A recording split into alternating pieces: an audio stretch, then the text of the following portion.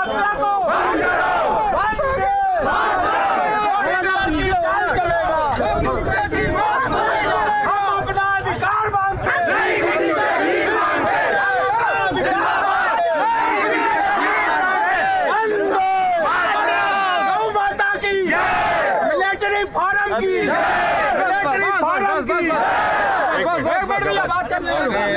एक minute sir, शांत हो जाओ।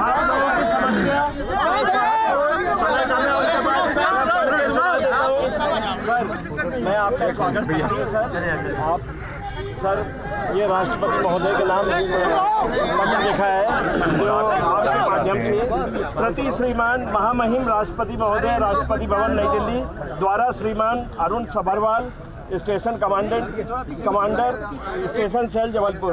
विषय है सर भारतीय सेना का 128 वर्ष पुराना भारत का गौरवशाली व अत्याधुनिक फ्रीजवाल नस्ल की 25,000 गायों को दूध के लिए प्रसिद्ध 39 मिलिट्री डेयरी फार्मों को मात्र 3 माह के अंदर पूर्णतः बंद करने, भारतीय सेना को दूध सप्लाई बंद करने व फार्मों को ध्वस्त करने के ज्ञापन।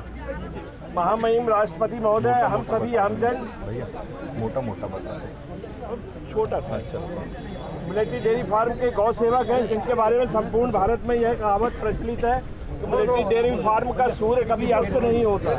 जब देश की जनता सोती रहती है, हम गौ सेवक मिलिट्री की गायों का ताज़ा दूध निकालकर देश की सेवा में खड़े जवानों को पैकेट में भरकर सुबह 4 बजे भेज देते हैं। महामहिम सैन्य फार्म में केवल गायों का दूध ही सैनिकों को दिया जाता है जो कि एकदम पौष्टिक और ऊर्जावान होता है। हमारे जवानों व अधिकारियों अफसरों को बलवान व एकदम फिट रखता है। महिलाओं को आगे भेजो, महिलाओं को ऊर्जावान बनाए रखता है। महामहिम 20 जुलाई 2017 को डायरेक्टर की क्वार्टर मास्टर जनरल श्रीमान धीरेन्द्र वर्मा का एक पत्र चीफ ऑफ स्टाफ नई दिल्ली को जारी करके कहा गया है कि 3 माह के अंदर संपूर्ण भारत के 39 सैन्य फार्मों को बंद करें व उक्त आदेश बाबत तत्काल कार्रवाई कर हमें सूचित करें। महामहिम, हम सब बड़ी विनम्रता से आपसे आग्रह कर रहे हैं कि भारत की श्वेत क्रांति की जनक 39 मिलिट्री डेयरी फार्मों में लगभग 25,000 गायें जो कि उत्तम नस्ल फ्रीजवाल के नाम से मशहूर गायें हैं जिनका वार्षिक उत्पादन सर एक गाय 35 लीटर दूध देती है सर। उनका उत्पादन 335 लाख लीटर 2 चरणों में होता है जो कि भारत की जीडीपी का 5% हिस्सा है। हम भारतीय सेना को महामहिम तत्कालीन आदेश के चलते 2007 में विश्व बैंक के एक प्रोजेक्ट की मदद से मिलिट्री डेयरी फार्म व प्रोजेक्ट डायरेक्टर कैटल के संयुक्त तत्वाधान में इंग्लैंड की गाय की प्रजाति हॉस्टन फ्रीजन भारत गाय की प्रजाति साहिवाल के संयुक्त ब्रीड को मिलाकर तैयार किया गया व क्रॉस करने के बाद इस गाय का नाम फ्रीजवाल रखा गया है। यह सर्वाधिक दूध देने वाली गाय है जो कि 35 लीटर दूध प्रतिदिन देती है। उक्त आदेश के चलते अब इन उत्तम नस्ल की गायों को गर्भधारण न करने का आदेश दिया गया है। यह सबसे महत्वपूर्ण प्रश्न है सर, जो कि घोर निंदनीय बेहद आपत्तिजनक गौ हत्या को प्रेरित करने वाला कदम है। जाहिर है उक्त आदेश के चलते बच्चा है जो नहीं गाय जनेंगी उनको कत्ल खाने भेज दिया जाएगा और इन गायों को कोई भी विभाग या गौपालक क्यों लेगा, क्योंकि जो गाय बच्चा पैदा नहीं करेगी वो दूध नहीं देगी और बिना दूध की गाय को केवल कसाई ही लेगा। तो 25,000 गायों को ये प्रार्थना है सर, 25,000 गायों को कसाईयों के हवाले करने के आदेश उक्त अधिकारी ने दिए हैं। सेना को शुद्ध व ताज़ा स्वयं की संस्था द्वारा तैयार दूध मिलना बंद हो जाएगा।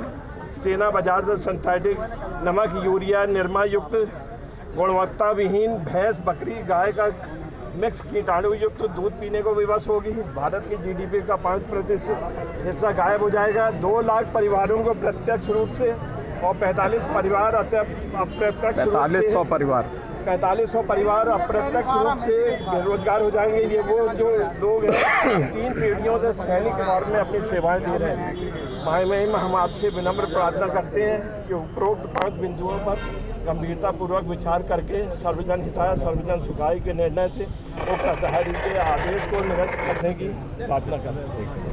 सर, सारी डेयरी फोरम की तरफ से ये आग्रह है कि 3 पीढ़ियों से ये लोग कार्य कर रहे हैं। और सबसे महत्वपूर्ण चीज़ ये है सर कि जो शुद्ध दूध मिलता है वो बाज़ार में नहीं मिलेगा। और सबसे ज़्यादा शुद्ध दूध जो पौष्टिक होता है वो आर्मी के लिए होता है। और ये लोग अगर इसको बंद किया जाता है तो पूरे देश का 30,000 परिवार बेरोजगार होगा। तो हम आपसे आग्रह करते हैं कि आपके माध्यम से, क्योंकि ये देश की सरकार में जो भाजपा की सरकार बैठी है इसने ये निर्णय लिया और 3 माह के अंदर कोई सुनवाई नहीं की, जबकि किसी को फांसी की सज़ा भी होती है तो उसको मौका दिया जाता है कि आप अपना आके पक्ष रखें। लेकिन इस देश में बैठी भाजपा की सरकार ने ये फरमान लागू कर दिया कि आपको 3 महीने के अंदर बेरोजगार हो जाना है, आपको अपनी जगह खाली कर देना। और सबसे बड़ी चीज़ है, सारी सरकारी संस्थाएं इन गायों को लेना बंद है। इन्होंने मना कर दिया कि हम किसी भी प्रकार से ये गाय नहीं लेंगे। तो इनका क्या होगा? एक तरफ ये सरकार गौ रक्षक सरकार बनती है और दूसरी तरफ देश की 25,000 गायों का कत्लेआम करने पे उतारू है और आदेश जारी कर दिया। तो हम आपसे निवेदन करते हैं कि ये सारी महिलाएं, जन्म बच्चों से ये पुरुष आए हैं, तो आप इनकी बात अपने राष्ट्रपति महोदय तक पहुंचाएं। मेरा एक निवेदन है, जिस तरीके से मोहम्मद बिन तुगलक एक सन की तानाशाह बादशाह हुआ है, उसी तरह सर ये केंद्र सरकार अपने बिना किसी को मौका दिए सर ये इस तरह की यदि लागू करेंगे तो सर क्या होगा? ये जनता कहाँ जाएगी सर? चलने दो। हम सब परेशान हैं सर। इतने 25,000 लोग, 25,000 गायें, 15,000 सरकारी कर्मचारी, ये सर कहाँ जाएंगे? इनके 50 वर्षों से सर ये अपनी सेवाएं दे रहे हैं सर आपसे निवेदन है, हमारी ये गुजारिश है। आपका ये फरमान जो है मैं सही जगह तक पहुंचा दूंगा, ये मेरा आप लोगों से प्रॉमिस है। और दूसरा मैं कुछ चीज़ें बता दूंगा आपको। भाई सुन लो पहले साहब की बात। इसमें 2-3 चीज़ें ध्यान रखिए। पहली चीज़, जो ये गाय हैं, पहले ये सबसे पहले गवर्नमेंट की जो गौशाला है उनको दी जाएगी। तो मिलिट्री फार्म भी एक गवर्नमेंट की थी, उसके बाद चाहे स्टेट गवर्नमेंट हो चाहे सेंट्रल गवर्नमेंट हो, उसका डिसीजन अभी आना बाकी है कि किसको दी जाएंगी। सो कोशिश ये है कि पहले सरकार से, एक सरकार की गौशाला से दूसरी सरकार की गौशाला में ही जाए। दूसरा, जहाँ तक कि आपकी नौकरियों का सवाल है, जो ग्रुप डी और ग्रुप सी स्टाफ है, जो कि एक सेंट्रल गवर्नमेंट के जो एम्प्लॉय हैं, उनको कहाँ एडजस्ट करना है इसका हुक्म नहीं आया, लेकिन उनको एडजस्ट किया जाए। तो मैं अभी तब तक आपको नहीं बता सकता जब तक इसका पूरा हुक्म ना आ जाए। और हमारी कोशिश ये है कि जो 90 के करीब मेरे को आज बताया गया है जो कि कॉन्ट्रैक्चुअल एम्प्लॉयज़ हैं, सो अगर मिलिट्री फॉर्म नहीं होगा तो ये कॉन्ट्रैक्ट तो बंद हो जाएंगे। लेकिन हम कुछ को कोशिश करेंगे कि अगर हम अपने स्टेशन में जो लोग दूसरे काम करते हैं, जैसे MES के कॉन्ट्रैक्टर हैं, उसी तरह जैसे कैंटोनमेंट बोर्ड के भी कुछ कॉन्ट्रैक्ट होते हैं, उनमें अगर ऑब्जर्व हो सके। और हमारी मीडिया की तरफ से ये एक गुजारिश है स्टेट गवर्नमेंट को, सेंट्रल गवर्नमेंट को और नगर निगम और डिस्ट्रिक्ट एडमिनिस्ट्रेशन को कि जहाँ भी कॉन्ट्रैक्ट हों तो ये 90 लोग जो अपना कॉन्ट्रैक्चुअल जो है एक एम्प्लॉयज़ जो हैं जो अपनी नौकरी गंवाने वाले हैं, पक्की नौकरी नहीं है लेकिन हम मानते हैं कि भाई उनको हम नौकरी पे रखा करते थे डेली बेसिस के ऊपर, तो अगर इन लोगों को उसमें कहीं प्रायोरिटी हो पाएगी तो हम आपकी तरफ से उनको भी अप्रोच करेंगे। लेकिन सर हमारा आग्रह ये है कि ये जो निर्णय हुआ इससे वापस लिया जाए सर। वो आपका फरमान, उसके ऊपर मैं कमेंट नहीं कर सकता क्योंकि ये तो गवर्नमेंट का होगा। गवर्नमेंट का सरकार, तो मेरे को सिर्फ उसको इम्प्लीमेंट करने का ही मेरे को अधिकार है सर। ये तो उसको चैलेंज करने का नहीं है, लेकिन आपका फरमान वहाँ पहुँचा दिया जाएगा। मेरा निवेदन ये है कि सर इन्होंने मतलब सुनवाई तक का मौका नहीं दिया सर। मैं वही कह रहा हूँ कि मतलब वो निवेदन हमका मैंने ले लिया सर, प्रजातंत्र के लिए बहुत घातक है सर। आपकी तरफ से सुनवाई हो, आपका फरमान हम सही जगह पहुंचा देंगे, वो हमने आपसे ले लिया। ये अब हमारी जिम्मेवारी वहां तक पहुंचाने की, जिसको सही आदमी ने इसके ऊपर डिसीजन देना है। मैं इसके ऊपर कोई डिसीजन दे नहीं सकता। हाँ नहीं, वो तो लेकिन मैं जो लोग यहाँ पे हर तरह के आए होंगे, कॉन्ट्रैक्चुअल भी आए होंगे, परमानेंट भी आए होंगे, आप लोगों को शायद ये जानकारी नहीं होगी कि इसका क्या होगा।